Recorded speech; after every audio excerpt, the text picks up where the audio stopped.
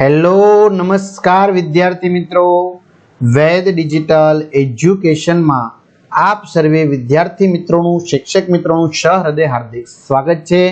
આજે આપણે ધોરણ 5 વિષય પર્યાવરણ આસપાસનું દ્વિતીય સત્રાંત કસોટીનું જિલ્લા શિક્ષણ સમિતિનું એટલે કે બીજા જિલ્લાનું આપણે એક જિલ્લાનું જોઈ ગયા, બરાબર ને? બીજા જિલ્લાનું પેપર જોવાના છીએ તો આપણે સંપૂર્ણ અને સચોટ સોલ્યુશન જોવાના છીએ। તો ખાસ વિદ્યાર્થી મિત્રો, ચેનલમાં નવા ચેનલ સબસ્ક્રાઇબ કરો, વિડીયો લાઈક કરો, તમારા મિત્રો દોસ્તોને શેર કરો, કારણ કે આપણે તમામ વિષયના પેપરના સોલ્યુશનો કમ્પ્લીટલી મૂકવાના છીએ। જો તમારે એની પીડીએફ મેળવવી હોય તો પીડીએફ તમને મળી જશે। ક્યાંથી મળશે એ આપણે જણાવી દઈએ સાથે સાથે। તો વેદ ડિજિટલ એજ્યુકેશન નામની એપ્લિકેશન ડાઉનલોડ કરવી, મોબાઈલ નંબર નાખવા, સેન્ડ ઓટીપી કરવો, પેડ કોર્સમાં તમને મળી જશે। એક્ઝામ પેપરમાં એકમ કસોટીના પેપર મળશે, 3 થી 12 ધોરણ પ્રમાણે વિષય પ્રમાણેના વિડીયો ફ્રીમાં મળશે, અથવા તો શાળા મિત્રમાં તો ખબર જ છે, મળે જ છે। ઓકે, ચાલો યોગ્ય વિકલ્પ પસંદ કરીને સાચો જવાબ લખો। પહેલું, કટિયારો લાકડા કાપવા માટે કયા હથિયારનો ઉપયોગ કરે છે? તો જવાબ આવશે કુહાડી। આપણે નાક વાટે હવા અંદર લઈએ તેને શું કહેવાય? શ્વાસ। મોંથી ફૂંક મારીને કયું સાધન વગાડી શકાય છે? વાંસળી। ચોથું, હૃદયના ધબકારા માપવા માટે ડોક્ટર કયું સાધન વાપરે છે? સ્ટેથોસ્કોપ। બરાબર। હવે વિદ્યાર્થી મિત્રો, શિક્ષક મિત્રોને નમ્ર નિવેદન કે તમારી પાસે આ વર્ષે કોઈ પણ પેપર લેવાય તો 9993454645 નંબર ઉપર વોટ્સએપ કરી દેવા વિનંતી, વ્યવસ્થિત ફોટા પાડી અથવા તો એની પીડીએફ સ્વરૂપે મોકલવા વિનંતી, જેથી કરીને આપણી પાસે દરેક જિલ્લા નગરના પેપરો મળે તો આપણે આવી રીતે સરસ મજાના સોલ્યુશન બનાવી બધા ધોરણના મૂકી શકાય। એટલે 5મા વાળા મિત્રોને એમ હોય કે આપણે 6ઠામાં આપણે આવવાના છીએ, પણ 6ઠા વાળા મિત્રો આવી રીતે મોકલશે આપણે પેપર તો તમને આવતા વર્ષે બહુ ઉપયોગી થશે, પ્રેક્ટિસ થશે, રિવિઝન થશે, અને શિક્ષક મિત્રોને પણ અભ્યાસક્રમ પૂરો થયા પછી આપણે જે મોદી સાહેબનું જે ડિજિટલ ક્લાસરૂમ છે મોસ્ટ ઓફલી, બરાબર, તો ત્યાં એમાં પણ રિવિઝન કરાવી શકાશે। તો ખાસ નમ્ર નિવેદન કે ફોટા કે વ્યવસ્થિત પીડીએફ મોકલવા વિનંતી, કારણ કે જો ફોટા વ્યવસ્થિત હોય તો વિડીયો પણ સારો બની શકે। આગળ વધીએ, ટૂંકમાં જવાબ આપો। રાંધીને ખાઈ શકાય તેવા ખોરાક જણાવો। તો આપણે ખબર છે દાળ, ભાત, શાક, રોટલી, પૂરી, લાપસી, ખીર વગેરે। ખોરાકનો વધારે બગાડ થતો હોય તેવા સ્થળો જણાવો। લગ્ન પ્રસંગમાં, જાહેર મેળાવડામાં, રિસેપ્શનમાં, હોટલમાં, જાહેર જમવાનું આમંત્રણમાં, બર્થડે પાર્ટીમાં, જમણવારમાં વધુ બગાડ થાય છે। ત્યાર પછી પ્રશ્ન 3, ખરા ખોટા કરો। જો વિદ્યાર્થી આવા ફોટા મોકલેલા છે, સમજાણું? એટલે આવા અક્ષર છે થોડા, પણ વાંધો નહીં આવે। ચાલો, પરિવારના દરેક સભ્યના નખ એક સરખા હોય છે, ખોટું। મમ્મી અને દીકરીના વાળનો રંગ એક સરખો ના પણ હોય, હા ના પણ હોય પણ ખરા, ન પણ હોય, ખરું। દરેક માણસની બંને આંખો સરખી હોય છે, સામાન્ય રીતે હોય જ છે, બરાબર, પણ જરૂરી નથી કોઈ એક આંખે ઓછું દેખાતું હોય, એક આંખ થોડી નબળી હોય, એવું પણ બની શકે, પણ જનરલી ખરું।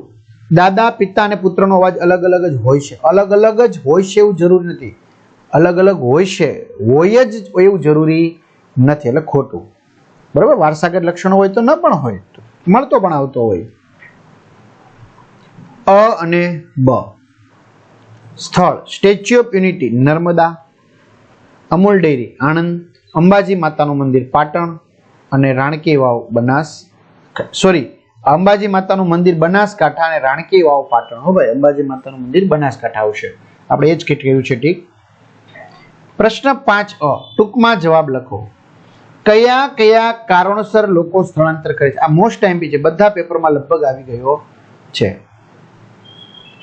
બરાબર। તો અહીં લખ્યું છે, જો લોકો નીચેના કારણોસર સ્થળાંતર કરતા હોય છે। પહેલું, શહેરોમાં નોકરી કે ધંધાની તકો સારી હોવાથી ગામના લોકો આજીવિકા મેળવવા માટે શહેરોમાં સ્થળાંતર કરે છે। બીજું, સરકારી નોકરીમાં બદલી થવાથી નવા સ્થળે સ્થળાંતર કરવું પડે છે। ત્રીજું, બાળકોના સારા શિક્ષણ માટે સ્થળાંતર કરવું પડે છે। ચોથું, પૂર, વાવાઝોડું કે ભૂકંપ જેવી આપત્તિથી બચવા માટે।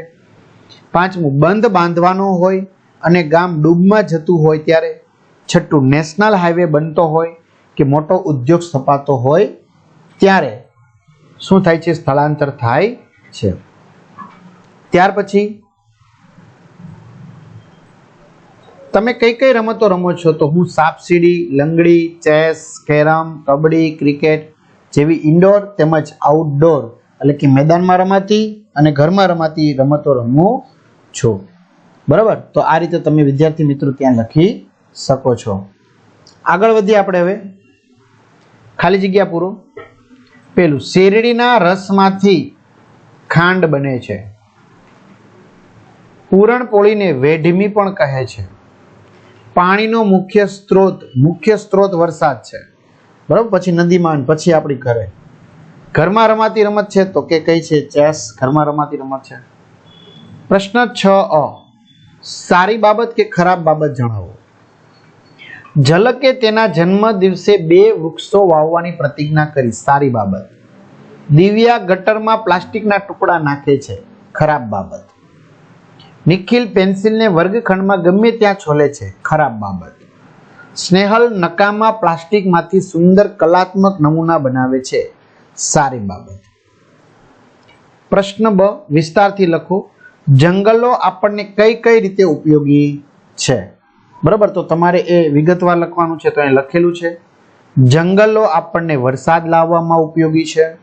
જંગલો વાતાવરણમાં ઓક્સિજનની માત્રા વધારવામાં ઉપયોગી છે. ત્રીજું, જંગલો રણ પ્રદેશને આગળ વધતો અટકાવવામાં અને જમીનનું ધોવાણ અટકાવવામાં ઉપયોગી છે, મદદરૂપ છે.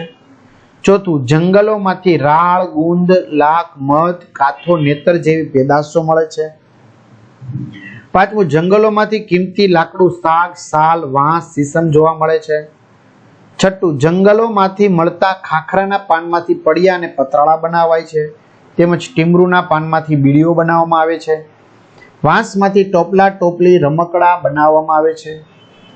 આઠમું, જંગલો ઔષધીય વનસ્પતિ આપે છે તેમજ ફર્નિચર માટે કિંમતી શાક, સીસમ, નીલગીરી જેવું લાકડું આપે છે.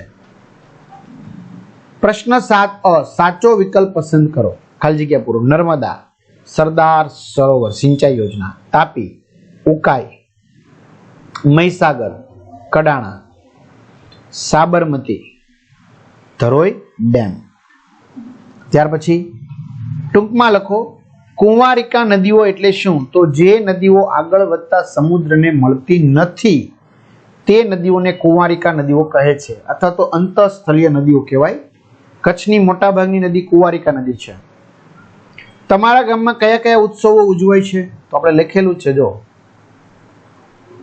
અમારા ગામમાં રાષ્ટ્રીય તહેવાર જેમ કે 15મી ઓગસ્ટ, પ્રજાસત્તાક દિન, 26મી જાન્યુઆરી, સ્વાતંત્ર્ય દિન 15મી ઓગસ્ટ અને 26મી જાન્યુઆરી, પ્રજાસત્તાક દિન, ગાંધી જયંતિ જે સ્વચ્છતાના દિન સ્વરૂપે અમે ઉજવીએ છીએ, ગામને સાફ સફાઈ કરીએ છીએ. આ ઉપરાંત ધાર્મિક તહેવાર જન્માષ્ટમી, નવરાત્રિ, દિવાળી, હોળી, રામનવમી, રમજાન, ઈદ, નાતાલ, પર્યુષણ પર્વ, પારસીનું નવું વર્ષ જેવા તમામ ધર્મના તહેવાર હળી મળીને ગામના તમામ લોકો, તમામ જ્ઞાતિ જાતિના લોકો ઉજવીએ છીએ. તો આ રીતે સરસ મજાનું પેપર મિત્રો અહીંયા પૂર્ણ થાય છે. બરાબર, મેં તમને કીધું એમ વ્યવસ્થિત ફોટા કે પીડીએફ આ 9093454645 નંબર ઉપર મોકલવા વિનંતી, જેથી કરીને આવતા વર્ષે આપણાના વિડીયો બનાવી તમને આપી શકીએ તો તમને પણ એનો લાભ મળી શકે, ફાયદો થઈ શકે. તો બધા વિદ્યાર્થીને સારા માર્ક્સ પ્રાપ્ત થાય એવી શુભકામનાઓ. All the best. અસ્તુ. જય હિન્દ, જય ભારત.